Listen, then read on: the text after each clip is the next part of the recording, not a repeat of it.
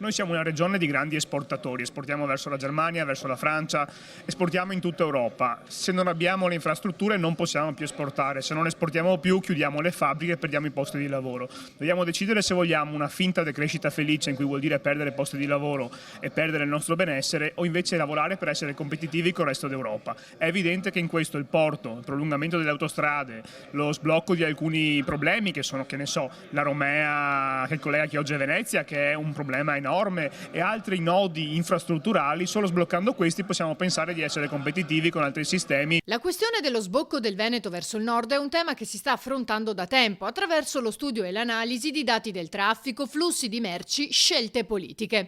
Il prolungamento dell'A27, ad esempio, è fondamentale non solo per il bellunese ma anche per l'intero asse infrastrutturale del Veneto, terza regione d'Italia per export che periodicamente dei limiti al transito delle merci dal Brennero.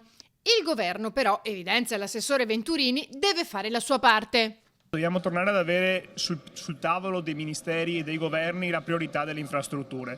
Purtroppo negli ultimi 2-3 governi non siamo riusciti ad avere un'interlocuzione decente con i ministri delle infrastrutture e dell'ambiente, e vengono viste le grandi opere solo come problema ambientale, quando invece sono la risposta alla crescita delle imprese e del nostro territorio. Chiediamo al governo di smetterla di fare il pesce in barile, di affrontare le questioni irrisolte e non pensare che non decidere porti consenso. A lungo andare non decidere ammazza i territori. Su questo alta velocità, raddoppio di alcuni tratti autostradali, cura del ferro dove serve e sblocco delle opere portuali sono il minimo indispensabile per poter garantire ai territori lavoro e sviluppo e benessere.